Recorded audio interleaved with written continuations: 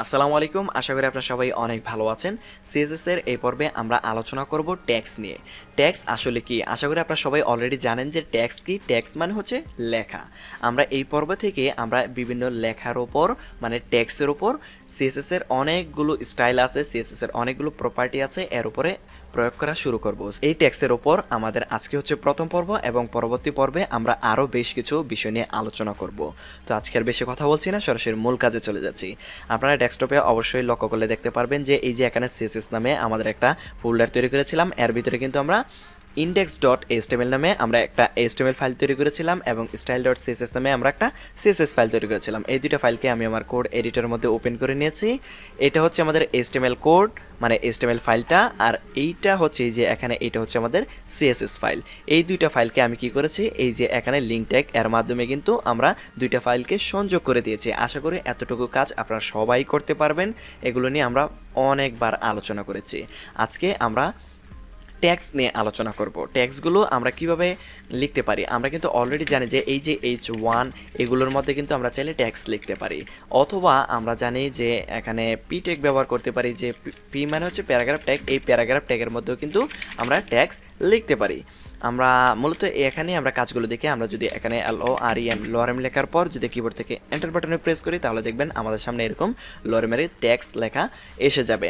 এটা কি করেছি আমরা পি ট্যাগের মধ্যে কিন্তু আমরা অ্যাপ্লাই করেছি। এবার আমরা যে কাজটা করব, পি ট্যাগের মধ্যে আমরা একটা আইডি অথবা ক্লাস দিয়ে দিচ্ছি। আমি এখানে CLASS ক্লাস দিলাম। ক্লাসের মধ্যে আমরা ধরুন এখানে দিয়ে দিচ্ছি কি, ধরুন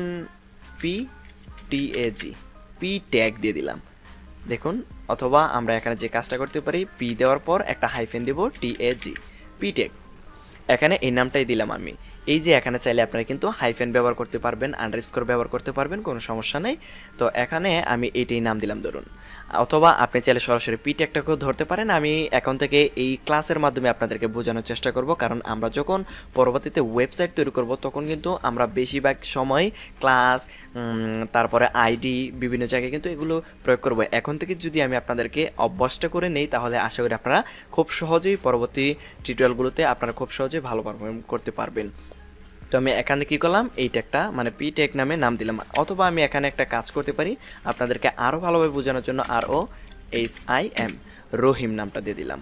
এবার আমরা যে কাজটা করব, এখানে একটা ডট দিব, ROHIM। এবার এটা কি করলাম, মানে এই যে এখানে ডট দিলাম, কারণ হচ্ছে এটা কিন্তু ক্লাস। এবার এটাকে কি করেছি আমরা এখান থেকে এটাকে এখানে সিলেক্ট করে নিয়েছি। আশা করি আপনারা বিষয়টা বুঝতে পেরেছেন। তো এর ভিতরে আমরা যে সকল সিএসএসগুলো লিখবো সেটা কিন্তু এই যে এই পি ট্যাগের মধ্যে কিন্তু চলে যাবে। আশা করি এতটুকু কাজ আপনারা সবাই জানেন, বা এতটুকু বিষয় সম্পর্কে আপনারা সবাই অলরেডি জানেন।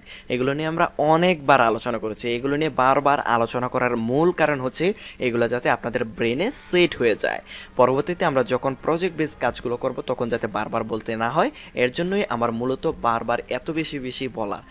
তো এখন আমরা যে কাজটা করব, এখানে ধরুন ট্যাক্সের কালারটা কিভাবে দিতে হয়, আমরা যদি এখান থেকে COLOR কালারটা যদি আমরা এখান দিয়ে দিই, ধরুন GREEN, এই কালারগুলো নিয়ে কিন্তু আমি অলরেডি আলোচনা করেছি CSS এর একটা পর্বে। তো আমি এখানে আরেকবার আপনাদেরকে দেখিয়ে দিচ্ছি। দেখুন আমরা কি করেছি, এই যে পি ট্যাগটাকে কি করেছি, একটা ক্লাস দিয়েছি রহিম নামে। আমরা চাইলে এখানে যে কোনো ধরনের ক্লাস দিতে পারি, যে কোনো ধরনের নাম দিতে পারি। এই নামটা কি করলাম, এখানে ধরলাম। ধরার পর আমরা কালারটা দিয়ে দিচ্ছি কি গ্রিন। এবার যে কাজটা হবে, এই গ্রিন এটা কিন্তু এই সিএসএসটা কিন্তু এই যে এর উপর কিন্তু প্রয়োগ হয়ে গেছে। এবার যদি আমরা আউটপুটটা দেখতে চাই, আমরা এখান থেকে HTML ফাইলটিকে ওপেন করলাম। ওপেন করার পর দেখুন আমাদের এখানে কিন্তু এর আউটপুটটা কিন্তু আমরা দেখতে পারতেছি। আমরা যদি এখান থেকে কালারটা চেঞ্জ করে দিই, আমরা আরেকটু ভালোভাবে বোঝানোর জন্য পেজটাকে আমি একটু জুম করে দিই, তাহলে আপনারা আরও ভালো বুঝতে পারবেন। তো আমি এখান থেকে পেজটাকে জুম করে দিলাম। জুম করার পর দেখুন এটার কালার কিন্তু চেঞ্জ হয়ে গেছে। আমরা এখান থেকে ধরুন কি করে, এখানে আরও অনেক কালার আছে। আমি যদি এখান থেকে এটা ডিলিট করে দিই তাহলে যে কাজটা হবে, এখান দেখুন আমাদের কোড এডিটর কিন্তু এখানে সাজেস্ট করবে। এখানে ধরুন আমি BLUE ব্লু দিয়ে দিলাম। এবারে যদি এটাকে সেভ করি এবং ব্রাউজারে গিয়ে রিফ্রেশ করি, তো দেখুন এটার কালারটা কিন্তু চেঞ্জ হয়ে যাচ্ছে। আশা করি এতটুকু কাজ আপনারা সবাই অলরেডি আগে থেকে জানতেন। এখন আমরা আলোচনা করব টেক্সটের অ্যালাইনমেন্ট নিয়ে। অ্যালাইনমেন্ট জিনিসটা আসলে কি সেটাই এখন আমরা আলোচনা করব। টেক্সট অ্যালাইন মানে হচ্ছে টেক্সটগুলোকে আমরা কি করব, বিভিন্ন জায়গায় অ্যালাইন করব। টেক্সট অ্যালাইন মানে লেফট সাইড অথবা রাইট সাইড অথবা মিডল সাইডে আমরা রাখার চেষ্টা করব। যেমন আমরা যদি এখানে এসে যদি বলি টেক্স টেক্সট ALIGN অ্যালাইন, আমরা কি করি সেন্টার দিয়ে দিই। দেখুন টেক্সট অ্যালাইন সেন্টার লিখে দিলাম। এবার এটাকে সেভ করার পর ব্রাউজারকে রিফ্রেশ করলাম। তো দেখুন সকল ট্যাক্সগুলো কি হলো, আমাদের সেন্টার পজিশনে এসে গেছে। আমি পেজটাকে আবার এখান থেকে রিসেট করে দিলাম যাতে জুমটা চলে যায়। তো দেখুন এখানে যতগুলো ট্যাক্স আছে সবগুলো কিন্তু মাঝ বরাবর এসে গেছে। আশা করি আপনি বিষয়টা বুঝতে পেরেছেন। যদি আমরা একটা কাজ করি, এখান থেকে ধরুন আমরা একটা ডিআইভি ট্যাগের মধ্যে এটাকে ভরে দিই। এটাকে কি করে Ctrl+X দিয়ে কাট করলাম এবং ডিআইভি এর ভিতরে কি করলাম, আমরা এটাকে পেস্ট করে দিলাম। ওকে, আমরা যদি এটাকে সেভ করার পর যদি ব্রাউজারে রিফ্রেশ করি একই আউটপুট দেখতে পারবো। কিন্তু এবার আমরা যে কাজটা করব, এই ডিএবির ভিতরে ধরুন আমরা এই ডিএবিতে একটা ক্লাস ব্যবহার করব। ওকে, এখানে CLASS ক্লাস আমরা দিয়ে দিচ্ছি TEXT, মানে এখানে একটা টেক্সট নামে একটা ক্লাস দিলাম। এইবার আমি চাচ্ছি এখান থেকে এই ক্লাসটা সরিয়ে দিতে। এবার যে কাজটা করব, এই যে ট্যাক্স আমরা এটাকে এখানে সিলেক্ট করব। এতটুকু আমরা ডিলিট করে দিই .text, কারণ ডট দেওয়ার কারণ হচ্ছে এই যে এখানে কিন্তু আমরা ক্লাস ব্যবহার করেছি। কি করেছি, TEXT, এই যে এখানে দিলাম TEXT। এবার এর একটা উইথ দিই, WIDTH উইথ। ধরুন আমি এখান থেকে 600 পিক্সেল দিয়ে দিই এবং হাইট আমরা দিলাম না, হাইট অটোমেটিক্যালি সে নিয়ে নিবে। এবার এটাকে সেভ করলাম। ব্রাউজারে গিয়ে যদি রিফ্রেশ করি, তো দেখুন সবগুলো ট্যাক্স কিন্তু এতটুকু একটা উইথের মধ্যে এসে গেছে। দেখুন এতটুকু একটা জায়গার মধ্যে এসে গেছে। এবার আমরা একটা কাজ করি, ধরুন আমরা এর ব্যাকগ্রাউন্ড কালারটাও চেঞ্জ করে দিই। BACKGROUND ব্যাকগ্রাউন্ড কালারটা আমরা ধরুন এখান থেকে দিয়ে দিচ্ছি কি #DDD, এই কালারটা দিয়ে দিচ্ছি আমি। এটা দেওয়ার পর আমরা যদি এখানে রিফ্রেশ করি, তো দেখুন এখানে কিন্তু একটা কালার এসে গেছে। আশা করি আপনারা বিষয়টা বুঝতে পারতেছেন। আমরা অলরেডি যেহেতু পেডিং নিয়ে আলোচনা করেছি, আমরা কি করব, এখানে PADDING পেডিং ধরুন আমরা সব দিকে 20 পিক্সেল দিয়ে দিচ্ছি। এবার দেখুন আমরা যদি এটাকে সেভ করি, ব্রাউজারে গিয়ে যদি রিফ্রেশ করি, দেখুন সব দিকে কিন্তু আমাদের 20 পিক্সেল পেডিংয়ে এসে গেছে। আপনি চাইলে এখানে একটা বর্ডার রেডিয়াসও দিয়ে দিতে পারেন, আমি এরকমই থাকুক। তো এখন আমরা যে কাজটা করব, এই যে লেখাগুলোকে আমরা চাইলে সেন্টারে করতে পারি। এটা কিভাবে করব, আমরা যদি এখানে বলে দেই যদি TEXT text ALIGN align centre, তাহলে দেখুন কি হয়। এটা সেভ করার পর আমরা যদি ব্রাউজারে গিয়ে রিফ্রেশ করি, দেখুন এখানে কিন্তু সবগুলো টেক্সট কিন্তু সেন্টারে হয়ে গেছে। এইবার আপনি যদি একটা কাজ করেন, যদি এই যে এখানে ধরুন এই ডিআইভি ট্যাগের মধ্যে আমাদের আরেকটা H1 নামে একটা ট্যাগ আছে। এই ট্যাগটাকে আমরা কী করলাম, লরেমের ধরুন 5টা ওয়ার্ডের একটা ট্যাগ, মানে 5টা ওয়ার্ডের একটা H1 ট্যাগ নিলাম। এবার এটাকে সেভ করলাম, ব্রাউজারে গিয়ে রিফ্রেশ করি, দেখুন এইটাও কিন্তু মাঝ বরাবর এসে গেছে। আমি যদি এই ট্যাগটাকে একটু ভালো দেখাবে, যদি আমরা এখান থেকে Ctrl+X দিয়ে কাট করে আমরা যদি এর উপরে পেস্ট করে দিই, দেখুন পেস্ট করার পর আমরা এটাকে কী করলাম, রিফ্রেশ করি। তো দেখুন এটাও কিন্তু মাঝখানে চলে এসেছে। আপনি যে কোনো ট্যাক্সকেই আপনি মাঝখানে আনতে পারবেন ট্যাক্স অ্যালাইন সেন্টারের মাধ্যমে। তো এখন দেখুন আমরা এই ডিআইভির মধ্যে, এই যে এইটা কিন্তু এই ডিআইভির মধ্যে দেখুন আমরা কি করেছি, এখানে ট্যাক্স অ্যালাইন সেন্টার করে দিয়েছি।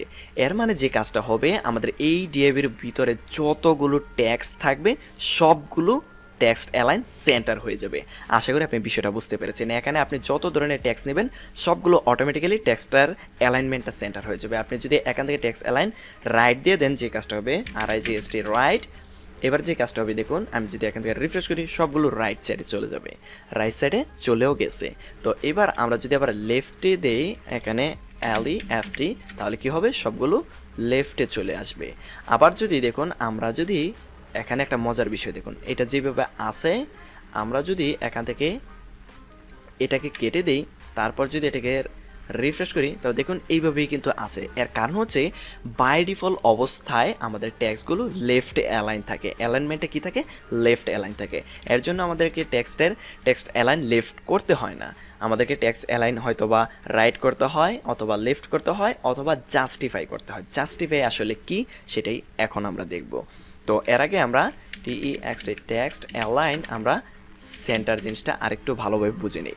এই টেক্সট অ্যালাইন সেন্টার দেওয়ার পর আমরা কি করেছি দেখুন, এখানে যদি রিফ্রেশ করি সবগুলো টেক্সট কিন্তু মাঝখানে চলে এসেছে।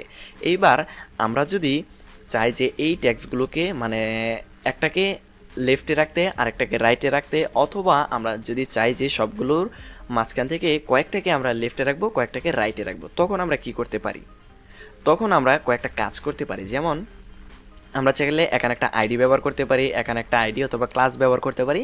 ক্লাসের মধ্যে এখানে স্পেসিফিকভাবে ধরে কিন্তু আমরা বলতে পারি। যেমন দেখুন আমি এখান থেকে কী করলাম, এই যে এখানে পি ট্যাগটাকে ধরি, এই পি ট্যাগের মধ্যে কী করবো, একটা আইডি বা ক্লাস দিয়ে দিই। দেখুন আমি যদি এখানে একটা CLASS ক্লাস এখানে দিয়ে দিচ্ছি, কি ধরুন PTAG পি ট্যাগ, ধরুন আমরা পি ট্যাগ নামে একটা ক্লাস দিয়েছি। এবার আমরা কি করব, এখানে ডট দিতে হবে যেহেতু এটা একটা ক্লাস, এবং পি ট্যাগের মধ্যে যদি আমরা বলে দিই TEXT অ্যালাইন রাইট, তাহলে দেখুন যে কাজটা হবে এটাকে।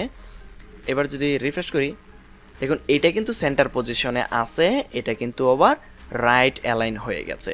আশা করি আপনি বিষয়টা বুঝতে পেরেছেন। আপনি চাইলে এখানে কি করতে পারেন, এক একটার মধ্যে এক একটা ক্লাস ব্যবহার করে অথবা আইডি ব্যবহার করে এগুলোকে মানে অ্যালাইনমেন্ট এবং কালার মানে যা আছে সবগুলো কিন্তু চেঞ্জ করে দিতে পারেন। যেমন দেখুন আমরা যদি এখানে একটা কালার দিয়ে দিই, ধরুন আমরা এখান থেকে COLOR কালার, ধরুন আমরা এখানে গ্রিন দিয়ে দিলাম। গ্রিন দেওয়ার পরে এখানে যে কাজটা হবে, আমরা যদি এখানে রিফ্রেশ করি সবগুলো টেক্সটের কালার কিন্তু গ্রিন হয়ে যাবে। এর বাইরে যা লিখবেন সেগুলোর কালার কিন্তু গ্রিন হবে না। দেখুন আমি যদি এই ডিআইবিটা এখানে, তো এখানে আপনারা যদি লক্ষ্য করেন তাহলে দেখুন এই যে আমাদের ডিএবি ট্যাগটা এখান থেকে স্টার্ট এবং এখানে কিন্তু ক্লোজ হয়ে গেছে। এবার যদি আমরা এখানে যদি পি ট্যাগটাকে নেই, লরেম LOREM লরেমের সবগুলো ট্যাক্স নিলাম, এটার মধ্যে কিন্তু কোনো প্রকার চেঞ্জ আসবে না। দেখুন এটা কিন্তু বাই ডিফল্ট অবস্থায় যেরকম থাকার কথা সেরকমই আছে, এগুলোর মধ্যে চেঞ্জ আসতেছে।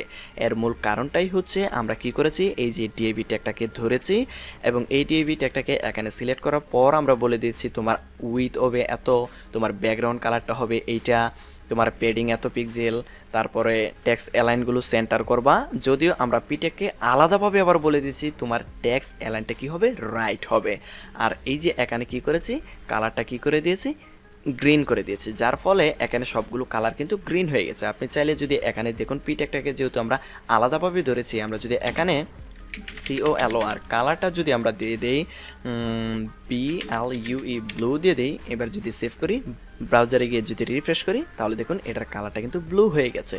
এরপর মানে এটা কি করবে, এই যে এখানে আপনি যেই CSS গুলো দিয়ে দিবেন, মানে আমাদের এই যে এই ডিএবির ওপর যে CSS গুলো দিয়ে দিবেন, এর ভিতরে সে চেষ্টা করবে যতগুলোর ওপর প্রয়োগ করা সম্ভব সবগুলোর উপর চেষ্টা করবে প্রয়োগ করার জন্য। যেগুলোর উপর সম্ভব হবে না সে সেগুলোর উপর প্রয়োগ করবে না, আর যেগুলোর উপর প্রয়োগ করা সম্ভব সে কী করবে, সেগুলোর উপর প্রয়োগ করে ফেলবে। তো আশা করি আপনি বিষয়টা বুঝতে পেরেছেন। এইবার আমরা যে কাজটা করতে পারি, এই যে পিটেগের টেক্সট অ্যালাইন লেফট রাইটটাকে বাদ দেই, যদি বাদ দিলে সে কী করবে, অটোমেটিক্যালি এইটা নিয়ে নিবে। আবার যদি এখানে আলাদাভাবে বলে দিই তাহলে সে এটাই ব্যবহার করবে। যদি আপনি এইটা দিয়ে দেন, মানে আপনি যদি এখান থেকে এটা ডিলিট করে দেন তাহলে সে বাই ডিফল্ট অবস্থায় এইটা নিয়ে নিবে। আশা করি আপনি বিষয়টা বুঝতে পেরেছেন। দেখুন আমি যদি রিলোড করি, দেখুন এগুলো আবার সব টেক্সট অ্যালাইন কি হয়ে গেল, এটা হয়ে গেছে আমাদের সেন্টার। এবার আমরা চাচ্ছি কি টেক্সট অ্যালাইনটাকে জাস্টিফাই করতে। আমরা যদি এখানে টেক্সট অ্যালাইন JUSTIFI এই যে টেক্সট অ্যালাইন জাস্টিফাই আমরা কি করেছি, এখানে প্রথমে এটা বলে দিয়েছি, আমরা কিন্তু পরবর্তীতে আবার আলাদাভাবে তাকে এটা বলে দিয়েছি।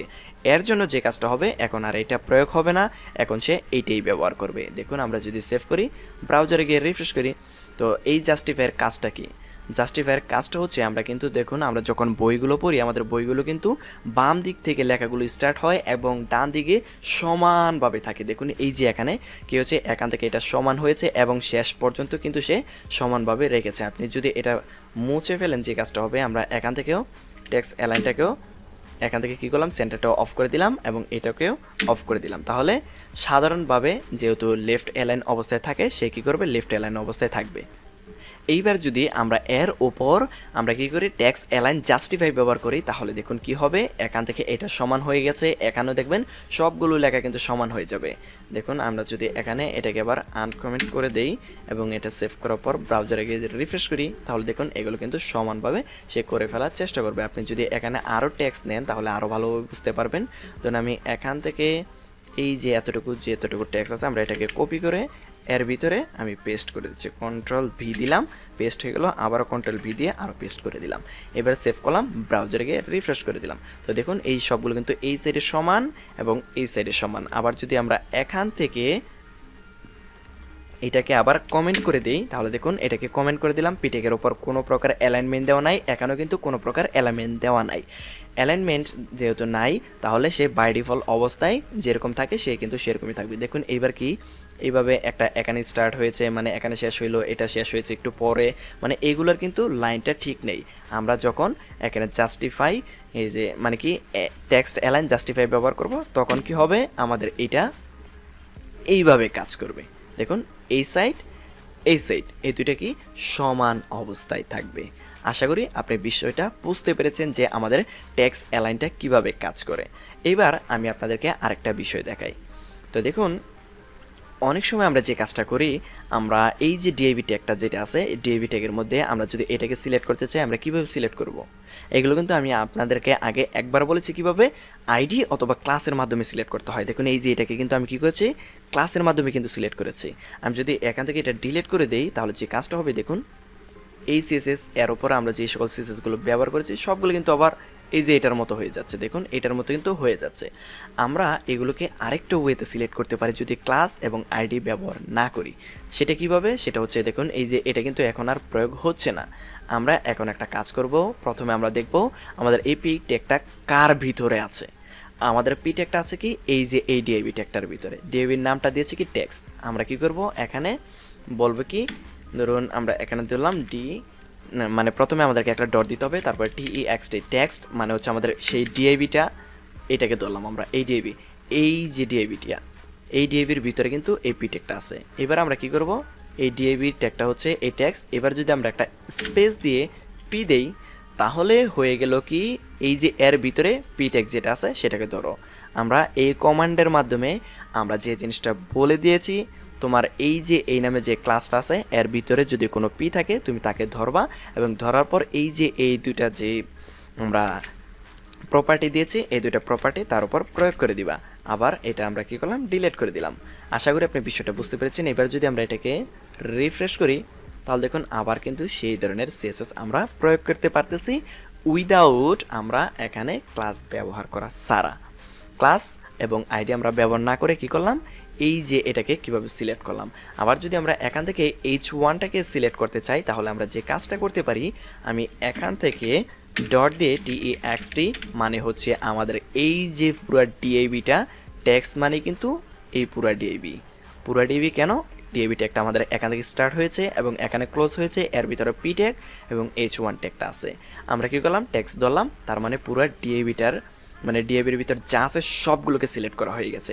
সিলেক্ট করার পর আমরা এখানে বলে দিব H1 ট্যাগটা তুমি ধরো, H1 এর ভিতর COLR কালারটাকে তুমি দিয়ে দাও অরেঞ্জ, ORANGE অরেঞ্জ। এবার আমরা এটাকে মানে আমরা সেভ করব, ব্রাউজারকে রিফ্রেশ করব, দেখুন এটা কালারটা কিন্তু অরেঞ্জ হয়ে গেছে। এবার যদি আমরা এখানে বলে দেই TEXT text ALIGN align centre, এবার কি হবে দেখুন এটা টেক্সট অ্যালাইনটা কিন্তু সেন্টার হয়ে যাবে। দেখুন টেক্সট অ্যালাইন সেন্টার হয়ে গেছে। আশা করি আপনি বিষয়টা বুঝতে পেরেছেন। আজকে আমরা যে সকল কাজগুলো দেখলাম বাসায় বসে বসে প্র্যাকটিস করেন। আজকে আমরা মূল যে কাজগুলো দেখেছি সেটা হচ্ছে টেক্সটের অ্যালাইনমেন্ট। টেক্সটের অ্যালাইন কিন্তু তিনটা, লেফট, রাইট, সেন্টার এবং জাস্টিফাই। এই জিনিসগুলো অবশ্যই আপনার নোট খাতায় লিখে রাখবেন। টেক্সটের কালারটা কীভাবে দিতে হয় আশা করি এই বিষয়টা আপনারা অলরেডি জানেন, এবং আমরা পরবর্তী টিউটোরিয়ালে আরও বেশ কিছু বিষয় নিয়ে আলোচনা করব। তো এটাই ছিল আজকে আমাদের ভিডিও। দেখা হচ্ছে পরবর্তী ভিডিওতে নতুন কোনো টপিক নিয়ে। ধন্যবাদ সবাইকে।